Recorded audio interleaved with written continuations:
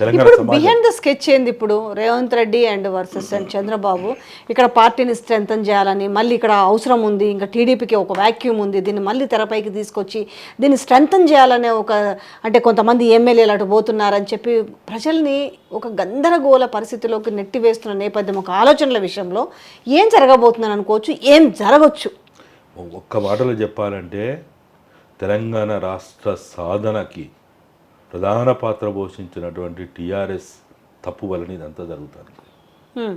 TRS కనుక సోయితో ఉంటే, TRS కనుక ఆ ఉద్యమ ఆకాంక్షలతోటి కొనసాగి ఉంటే 2001 ఏప్రిల్ 20 నాడు కొండా లక్ష్మణ్ బాపూజీ గారు ఇచ్చిన ఆ జలదృశ్యంలో ట్యాంక్ బండ్ విగ్రహాల సాక్షిగా ఏ అంశాలైతే ఏ విషయాలైతే చెప్పినామో దాని కనుక మనసు నిండా నింపుకొని దాని కనుక ఆచరణ పెట్టుకుంటే ఇంకా 50 ఏండ్ల వరకు కూడా ఇక్కడ ఏ పార్టీ అడుగు పెట్టలేదు, ఏ పార్టీ కూడా ఇక్కడ జెండా ఎగిరేయలేదు. తెలంగాణ అనే ఒక బంధం, పేగు బంధాన్ని తెంచేసుకొని టీఆర్ఎస్ని తీసేసి బీఆర్ఎస్ పెట్టుకున్న నాడే తెలంగాణకి తెలంగాణ సమాజానికి ఆ పేగు బంధం దిగిపోయా.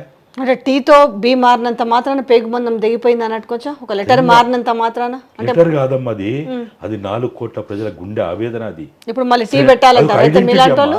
అదొక ఐడెంటిటీ. ఇప్పుడు మీరున్నారు, నేనున్నా. నా తండ్రి అనేది నాకు ఒక ఐడెంటిటీ, నా తల్లి అనేది నాకు ఒక ఐడెంటిటీ.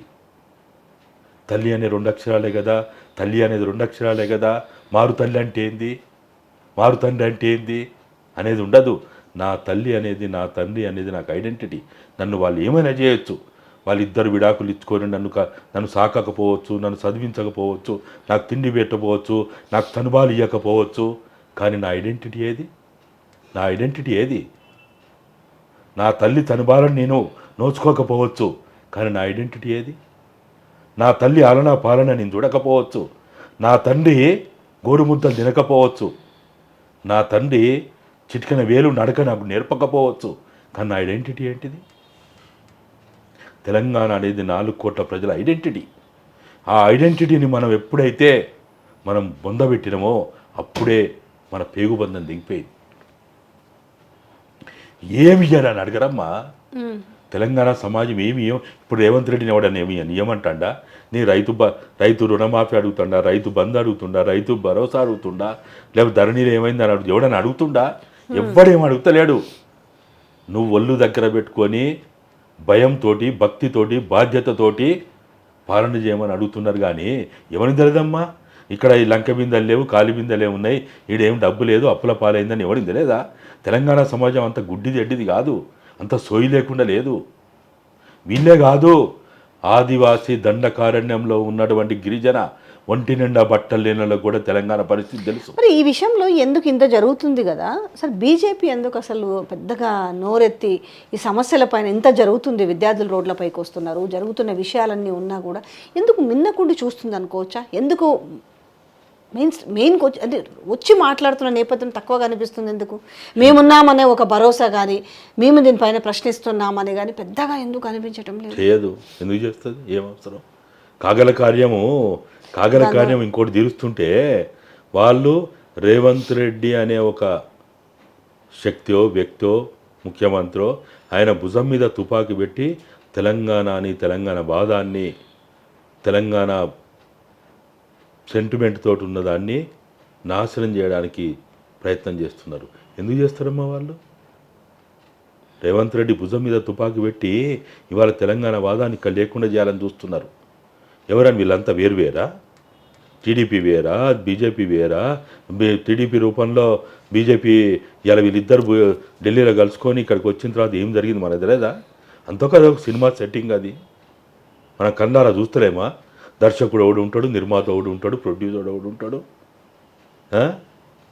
ఇదంతా తెలియదు అమ్మ మనకి. అంత పిచ్చోళ్ళ అమ్మ తెలంగాణ సమాజము పిచ్చోళ్ళు అని అనుకోకు. 28 బీజేపీదే ఇక్కడ ప్రభుత్వము అని మాట్లాడుతున్న మాటలు అంటే బిహైండ్ ద స్కెచ్ ఏం జరుగుతుంది అనుకోవచ్చు? ఒకవైపు చంద్రబాబు ఇక్కడ నేను అడుగు పెడతాను, పార్టీ స్ట్రెంథన్ చేస్తాను, రేవంత్ రెడ్డి తీరు చూస్తే ఇట్లా ఉండడం, బీజేపీ మేము 8 మంది ఎమ్మెల్యేలం, మనం 8 మంది ఎంపీలం, ఇంకా మాది అంటున్న నేపథ్యం చూస్తుంటే ఏం చెప్పొచ్చు? వీటన్నిటికీ ఒక్కటే సమాధానం అమ్మ. అది బీజేపీ అయినా, అది టీడీపీ అయినా, అది కాంగ్రెస్ అయినా, ప్రజలకి దూరం అవుతున్న నిరసన పట్టించుకున్నటువంటి కాంగ్రెస్కి అయినా ఒక్కటే, వీటన్నిటికీ ఒక్కటే సమాధానం.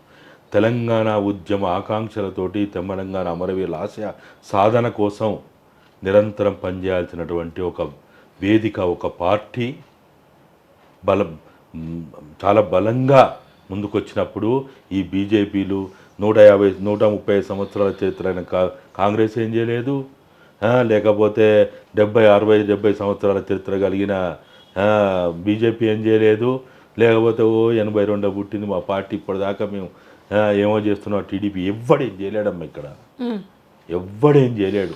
ఎందుకు కోదండరామ్ గారు కూడా ఎందుకు సైలెంట్గా ఉన్నారు? కనీసం ఆయనకు ఒక అవగాహన ఉంది. ఎందుకు ఒక పార్టీ ముసుగులో పడి ఈ విధంగా చేస్తుండ? వాళ్ళు ఇచ్చే ఎమ్మెల్సీ ఎంత, లేకపోతే ఒక అడ్వైజరీ ఎంత, ఏదైనా రేపు ఇవ్వచ్చు కానీ ఎందుకు నోరిప్పటం లేదు? సమస్యలు ఇంత జరుగుతుంటే ఇది కాదు ఇలా చెయ్యండి అని ఒక చెప్పడానికన్నా ఎందుకు ప్రయత్నం చేస్తలేడు? మీరు అడిగే దాంట్లో ధర్మం ఉంది, న్యాయం ఉంది, అడగాల, దానికి తప్పులేదు, కాదంటలేము. కోదండరెడ్డి గారు, కోదండరామరెడ్డి ఆయన మాట్లాడాలా ప్రజల తరపున, విద్యార్థుల తరపున, నిరుద్యోగుల తరపున, రైతుల తరపున, అన్నిటికంటే ముఖ్యంగా తెలంగాణ అమరవీరుల కుటుంబాల తరపున, తెలంగాణ ఉద్యమకారుల తరపున మాట్లాడాల్సిన అవసరం ఉంది. దాంట్లో ఏమి ఎక్కడ కూడా ఆయన మాట్లాడొద్దు అని నేను అంటలేదు. కానీ తెలంగాణ అనేది వ్యక్తుల మీద ఆధారపడి ఉద్యమాన్ని నడవలే. 53లో ఉన్నోడు 56లో లేడు, 56లో ఉన్నోడు 69లో లేడు, 69 71 దాకా ఉన్నోడు మళ్ళా 96 97 నుంచి లేడు. కానీ తెలంగాణ ఉద్యమం ఆగలే. వ్యక్తుల మీద, జెండాల మీద, పార్టీల మీద ఆధారపడి తెలంగాణ ఉద్యమం నడవలే. చరిత్ర నేను చెప్తున్నది నేనేదో అభూత కల్పన చెప్తలేము, లేకపోతే నేను ఏదో చెప్తా చూడు, ఏదో వాడు అయ్యగారు చెప్పినట్టు చెప్తలేను.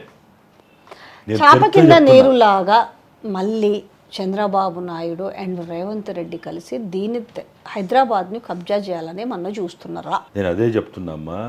ఒక్క చంద్రబాబు కాదు, 1000 మంది చంద్రబాబులు వచ్చినా తెలంగాణలో మాలాంటి లక్షల మంది బతుకున్నంత కాలము ఆయన ఇక్కడ ఏమీ చేయలేడు. కానీ ఏదో ఒక ఆలోచన అయితే జరుగుతుందా? అరే వాళ్ళ పగటి కళలు ఉంటాయమ్మా, వాళ్ళ ఆశలు పడడం పగటి కళ. నేను చెప్తున్నా కదా, నేను ఇంతకుముందు చెప్పింది ఏంటిది, అసెంబ్లీలో హుకుం జారీ చేసిండు తెలంగాణ పదాన్ని ఉచ్చరించొద్దని. ఇవాళ అసెంబ్లీలో ఎవడున్నాడమ్మా? మనమున్నామా? తెలంగాణ అనే పదాన్ని మీరు అన్నారు చూడు, తెలంగాణ అనే పదానికి అంత శక్తి ఉందా అని. అంత శక్తి ఉంటుందమ్మా.